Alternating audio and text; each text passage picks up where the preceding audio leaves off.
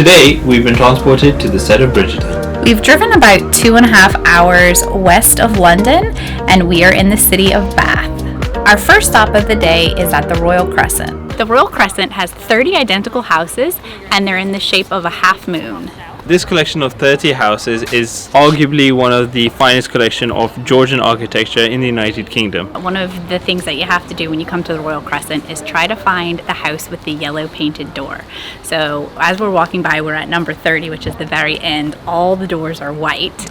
And then my eye is definitely drawn to number 22, which is the yellow door. So let's go take a look. The yellow door caused quite the stir.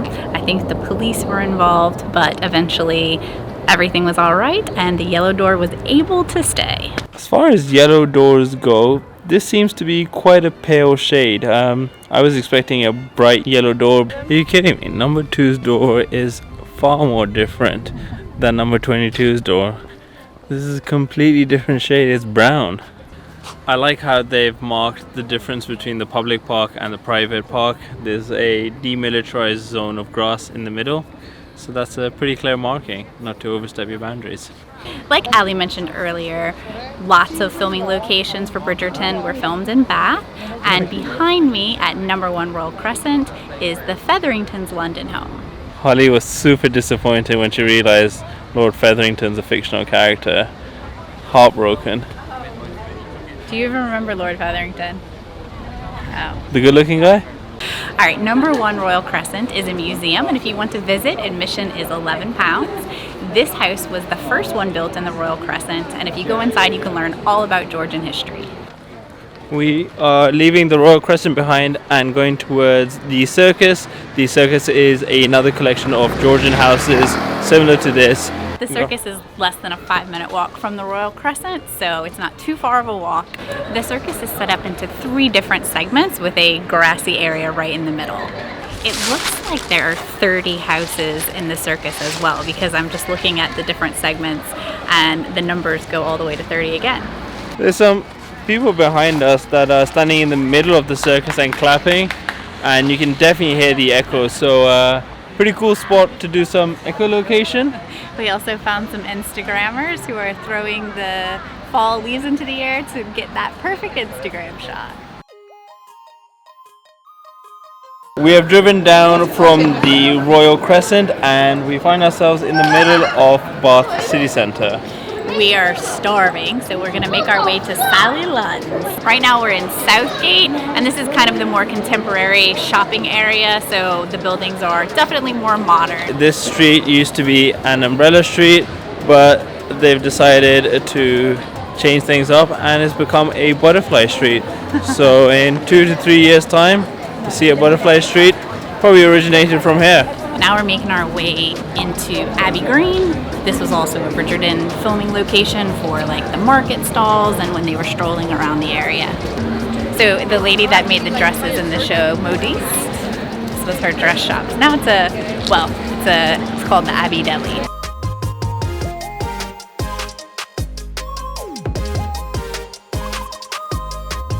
We've made it to Sally Lunn's, and this is the oldest house in Bath, and it is famous for the Sally Lunn bun. So we're here to try that out. Might be Sally. Oh yeah, I think that's an inanimate object. I've been talking to her for the last 5 minutes. She's not helping us get our seat.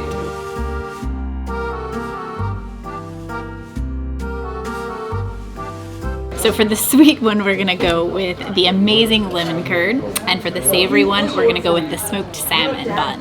On the menu, it says there's no words to describe what the bun actually is. It's part bun, part bread, part cake. Guess we'll have to try it out to see. All right, this one is the lemon curd bun. So here is the lemon. I'm just gonna put it on top, spread it around. Yeah, there's really no way to describe it. It's not really a cake, but it's not a bun, but it's not bread. It's like a combo of all 3. The lemon curd, so good. It's nice and tangy, and the bun itself, it's perfect consistency, like very soft flaky, has nice taste. I got the smoked salmon one, and it comes with a cream cheese, and as you can see from the side, this is actually massive. I was not expecting it to be this big. Alright, first bite. Yeah, I'm not entirely sure what the consistency of the bread is. It's denser than a cake, but lighter than a bread. But the salmon and cream cheese on top is a great addition. Really good. I'm gonna try some Sally Lunn blend tea. It's very nice. We're making our way down to the Sally Lunn Museum to check out how the buns were made. This is pretty cool. They've effectively recreated the old kitchen. We're just getting done with Sally Lunn's, and now we're gonna go to a candy show which is literally just next door. The candy shop is called the Bath Sweet Shop, and it is the oldest candy shop in Bath. So Allie's gonna get some toffees from here. When you walk in, it smells so yummy. So cute. From the candy store, we're heading towards effectively the most famous part of Bath, and that is the cathedral and the Roman baths. So our first stop is hitting up Bath Abbey because I feel like it's gonna shut in the next 15 minutes. So let's get it. Bath Abbey is very beautiful on the inside, so if you're in Bath, definitely make the effort, go inside. They have beautiful stained glass. They do request a £5 donation, but it is free to enter. It's definitely a must visit. It's kind of weird, you're walking along and then you realize there are graves literally inside the floor. So next to the Abbey is Bath's most famous site, and these are the Roman baths. We don't have enough time to go around the Roman baths to explore them, but if you want to enter, I think it's around £27. You can spend maybe half a day wandering around, checking out the bath complex. So these Roman baths were built because this area has thermal properties, and so they discovered that and then they created these baths. Also, if you're looking to swim in the Roman bath complex, you cannot do that, but they do have a place here called Therme Spa, I believe, which is a little bit further down the road, and then you can swim in those thermal waters. The area near the Roman baths and the Abbey is fantastic. They've got live music, people are here, just has a very happy vibe. Yeah, the streets are so cute, all the little cafes everywhere. It's such a lovely place. You have to come check out Bath. Our last stop in Bath is at the Pulley Bridge, and this place is beautiful. On our way here, there were beautiful gardens. You can take a river cruise down the River Avon. If you look at the bridge, there are shops on either side, so you can go shopping. It's just an incredible place. Thank you so much for watching our tour of Bath.